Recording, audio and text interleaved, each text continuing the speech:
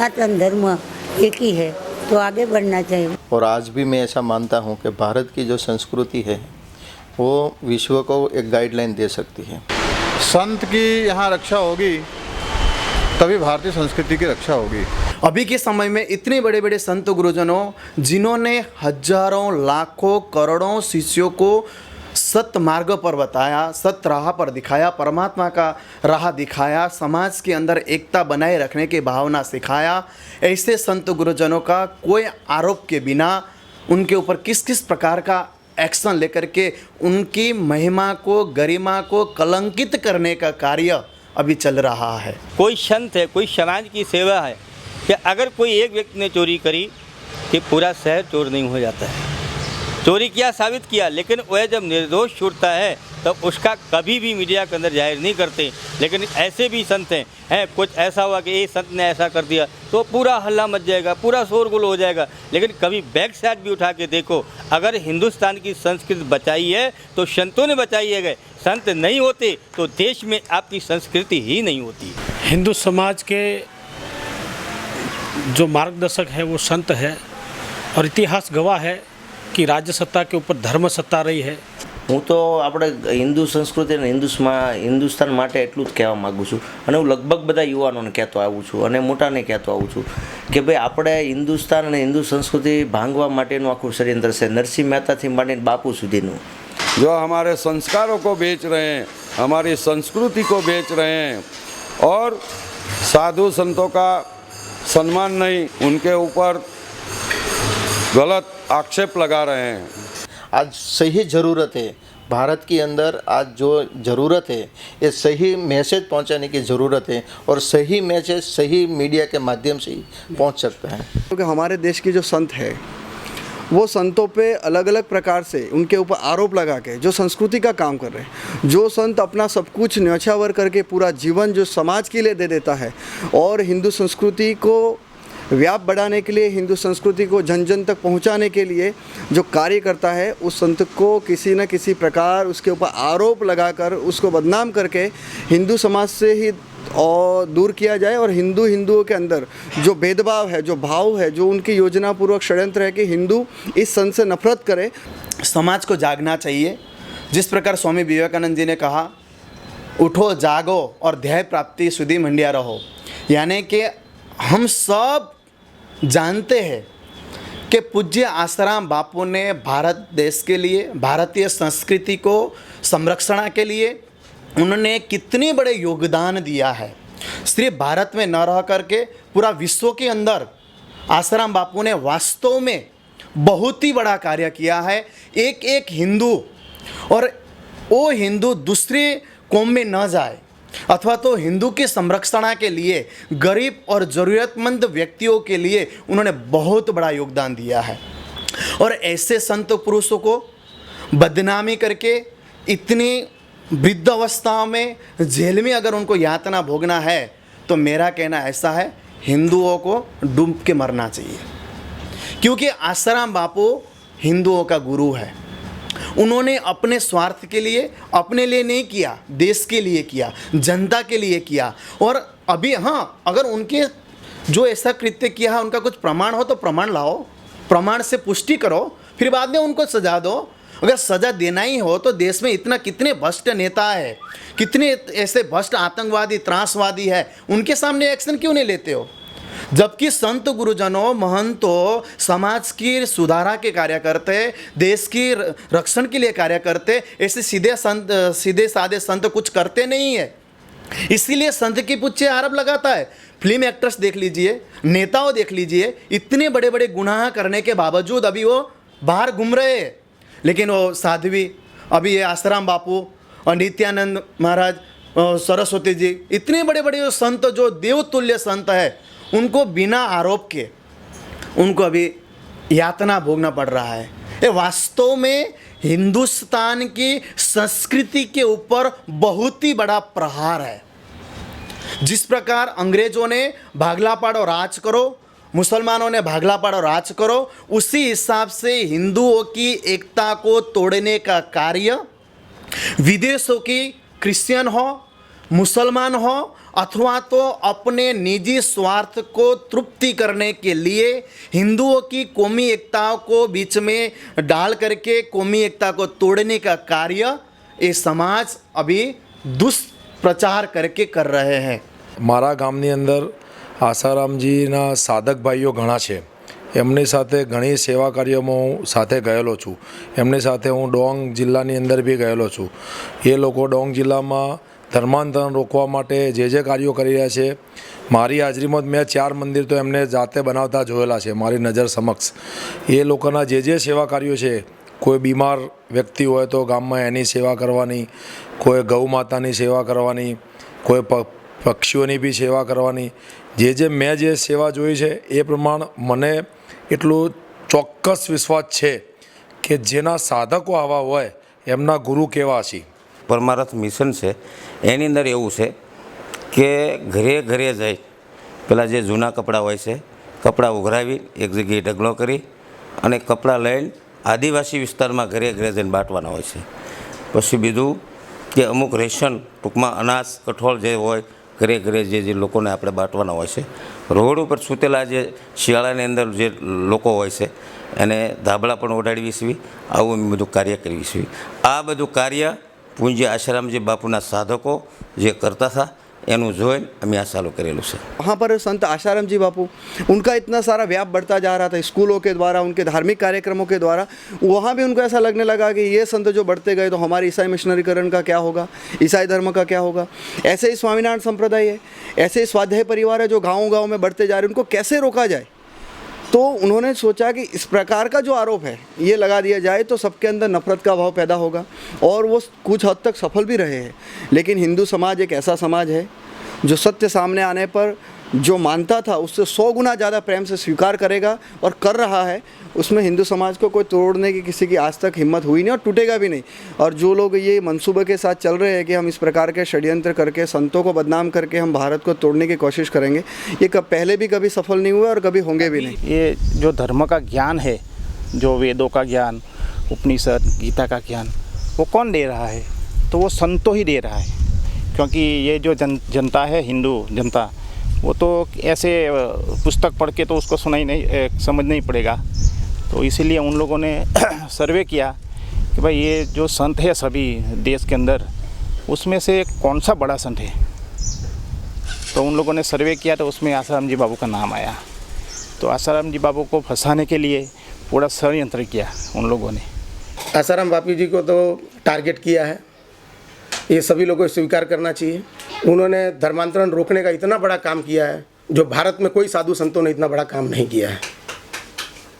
और मैं तो एक अपील करना चाहूँगा साधु संतों को, हमारा संगठन तो ही है, साधु संतों से भी अपील करना चाहूँगा इसके अंदर आगे आके इनको निकाला जाए.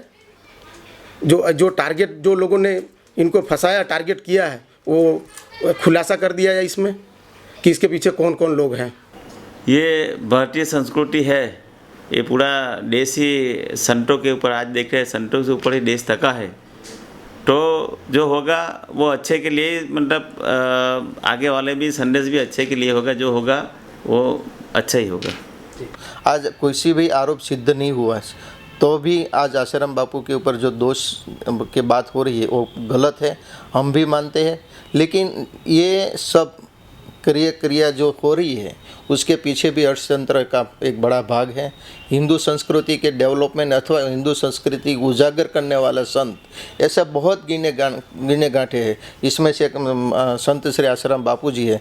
इन लोगों से डीमोरलाइज कैसे किया जाए वही उन लोगों का टारगेट रहता है, उसको भोग बने हुए ऐसा हमको लगता है. और इसमें से बाहर हम भी इसमें प्रयत्न कर रहे हैं. विश्व हिंदू परिषद के कम से कम समय में आसाराम और उसके साथ जुड़े हुए संत हैं वो सब दोष मुक्त होकर समाज की सेवा में फिर से लग जाएंगे. जहाँ तक सरकार नहीं गई है वहाँ पे आसाराम बापू ने खुद के आश्रम बनाए और आदिवासी लोगों की बहुत सेवा की है.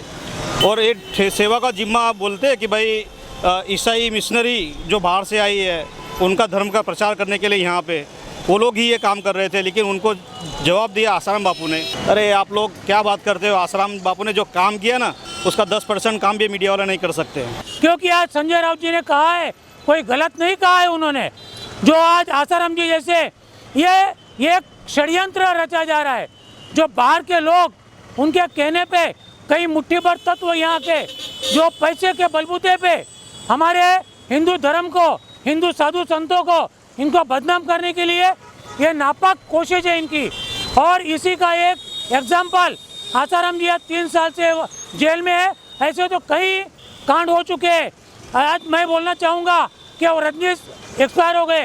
रजनीश जी का भी पुणे में बहुत बड़ा कांड पकड़ा गया था, लेकिन उनके ऊपर उंगलियां नहीं उठी थी।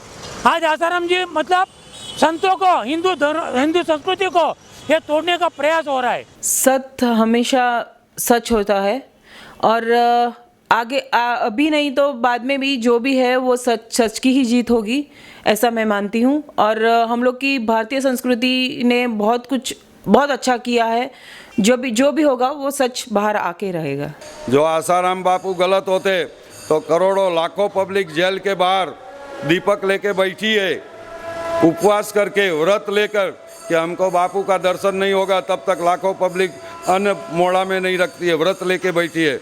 હું કોઈ આસારામ બાપુનો સેવક છું કે હું એટલે બોલું છું એવું નહીં. મારે હિન્દુ સંસ્કૃતિ ઉપર આશ આવે અને આપણા સાધુ સંતો આશ આવે તો આજ સુધી બીજા કોઈને કેમ કેસ નહીં.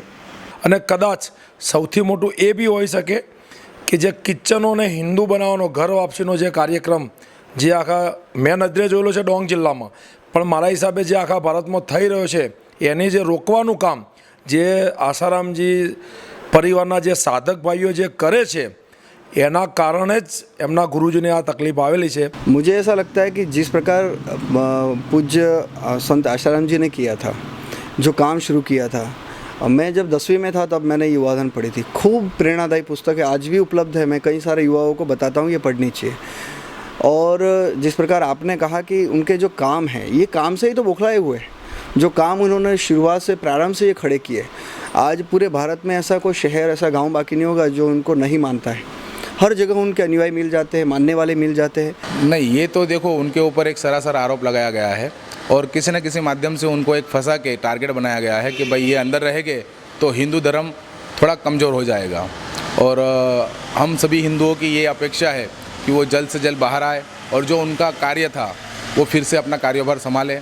और जो हिंदू मतलब क्रिश्चियन लोगों को और मुस्लिम लोगों को जो अपने हिंदू धर्म में कन्वर्ट जो हो चुके थे उनको वापस लाए और वापस लाने का काम वो शुरू करे. એટલે હું મારી પર્સનલ રીતે માનું છું કે આસારામજી બાપુ પ્રત્યે જે બી આરોપો ટીવી ઉપર લાગેલા છે એમાંનો એક પણ સચ્ચાઈ મને દેખાતી નથી. संत आसाराम जी बापू के संदर्भ में बताया जाए तो पूरे देश को मालूम रहा कि अभी तक आरोप सिद्ध नहीं हुआ और सबको पता है कि उनको फंसाया ही गया है। इतने सेवा कार्य उनके माध्यम से, इतने संस्कार केंद्र पूरे देश में चला जा रहा है। एक लाखों की संख्या में उनके भक्त है, उनसे आस्था है, उनके ऊपर विश्वास है। पूरे विश्व के साधकों को हिंदू संस्कृति क्या है, आदरणीय संत श्री आसाराम जी ने लोगों को बताया है। शिष्य को डरना नहीं है, संयम रखना है और जस्टिस न्यायाधीश भी एक भारत की कायदे की प्रणाली का है, उसको भी हमको विश्वास रखना है। संत आसाराम जी बापू हमारे पूरे भारत के प्रातःस्मरणीय संत है। उन पर लगाए हुए इल्ज़ाम बिल्कुल बेबुनियाद है और उन्होंने यही बताया है कि सदैव प्रसन्न रहना ईश्वर की सर्वोपरि भक्ति है। तो इस बारे में मैं यही बताऊंगा कि ये सब प्रपंच है और उन्हें दूर करने में थोड़ा टाइम लगेगा, लेकिन वो बेदाग बनकर ही बाहर आएंगे। तो ऐसा नहीं सोचना चाहिए कि बापू यहाँ नहीं है। बापू हमारे है, हमारे साथ में है और उनका जो है सारा व्यवस्था बढ़िया ढंग से जो है उनके बापू की हाजिरी है। इसी तरह से उनको सब कार्य करना चाहिए, धीरज रखना चाहिए। सत्य कभी पराजित नहीं होता है। मैं ये बोलना चाहता हूँ कि बापू को खोटा फंसाया हुआ है और जल्द से जल्द जितना बने इतना बापू को जल्दी छोड़ना चाहिए। इसकी बहुत ज़रूरत है समाज के लिए। समाज अभी बहुत रॉन्ग रास्ते पे चल रही है। तो मेरे ख्याल से बापू के सत्संग 2 साल से मेरे को बहुत परिवर्तन मेरे में आया है। जो आसाराम जी बापू सूरत में सत्संग देने के लिए आते थे, वो टाइम पे हम जाते थे, हम उनके भक्त हो गए और उनके सत्संग में से एक गाय की सेवा करने का हमने सीखा है। सबसे हमारे लिए तो वो बहुत अच्छी बात है कि हमको ऐसे संत का दर्शन मिले, उनका सत्संग मिला और जीवन हमारा परिवर्तन हो गया। आज हम गायों की सेवा करते, गौशाला में जाते, परिवार के साथ कभी कभी जाते, कभी हम अकेले जाते हैं, सब 10, 15, 20 का टोली लेके। तो हम ये समझ लो कि 2.5-3 साल से यही काम कर रहे हैं और हम तो कर रहे हैं कि भाई हम खाली कर रहे नहीं, हमारे बच्चे भी पीछे करेंगे, ऐसा हमको काम करने का है। और ये सब हमको प्रेरणा मिली संत श्री आसाराम जी बापू। બાપુ નહીં રહેવાથી જે તકલીફ થઈ છે એ તો ગૌશાળાવાળા જ જાણે, કારણ કે એની જે તકલીફ છે ને એ તો કોઈને કહેવાય એવી નથી, કારણ કે હતા અને જે તત્પરતા હતી, જે ઉત્સાહ હતો અત્યારે 50% ઘટી ગયો। બાપુ જો પાસે આવી જાય, ઉત્સાહ મળી જાય ગાયો માટે, બહુ સારું છે। आसाराम जी बापू जो है वो सही में अपना हिंदू संस्कृति लिए के एक धरोहर संत है, और धरोहर है इसके लिए वो अंदर है जेल में। लेकिन कुछ विदेशी शक्तियाँ, कुछ मिशनरीज, उनको ये बर्दाश्त नहीं है, और वो अपने अपने NGOs के माध्यम से, अपने अपने राजनीतिक नेताओं के माध्यम से, पार्टियों के माध्यम से वो इन चीज़ों को रोकने का प्रयास करते हैं। उसमें चाहे साध्वी प्रज्ञा हो, चाहे असीमानंद जी हों, और चाहे आसाराम जी हों, इन सबको उन्होंने इन कारणों से कि ये उनका धर्मांतरण जो रोकने का इन्होंने काम किया। तो हमारे प्रजा जो है इतना सीरियस नहीं है। मेरा कहने का मतलब ये है कि हमें जो इतना सीरियस में जो लेना चाहिए, संस्कृति की बात जो लेना चाहिए, दूसरे लोग जितना सीरियसली लेते हैं, तो हम इतना सीरियसली हमारे धर्मगुरु या तो हमारे जो धर्माचार्य है, जो हमारे शास्त्र में जैसा ये किया गया है, वो हम उसको सुनते हैं, फेंक देते हैं। इसीलिए हमारी ये दुरावस्था। इसलिए इसको वहाँ से हमारा ये करना है तो हमें जागना पड़ेगा, और जो अच्छी वस्तु है उसको हमें ग्रहण करना पड़ेगा, आचरण करना पड़ेगा। अगर अपना हिंदू धर्म, सनातन धर्म बचाना है तो सबको बाहर आके ये बोलना पड़ेगा कि भाई जो ये हो रहा है वो गलत हो रहा है। और युवा पीढ़ी को संदेश देता हूँ, आप सब एक होकर के देश की रक्षा और देश की हित और भारतीय संस्कृति की गरिमा को जलवाए रखने के लिए, भारतीय संस्कृति को बचाए रखने के लिए अभी से जल्दी सबको एक होने की आवश्यकता है। अगर एक नहीं होंगे तो कभी भी आप एक नहीं हो पाओगे, ना आप सुरक्षित रह पाओगे, नहीं आपका परिवार सुरक्षित रह पाएंगे। तो अभी आपको एक होने का समय बिल्कुल आ चुका है। तो आप सब एक होकर के, हम एक है और वसुदेव कुटुंबकम सूक्ति को चरितार्थ करते हुए आप सब एक होइए, यही मेरी नम्र अपील है।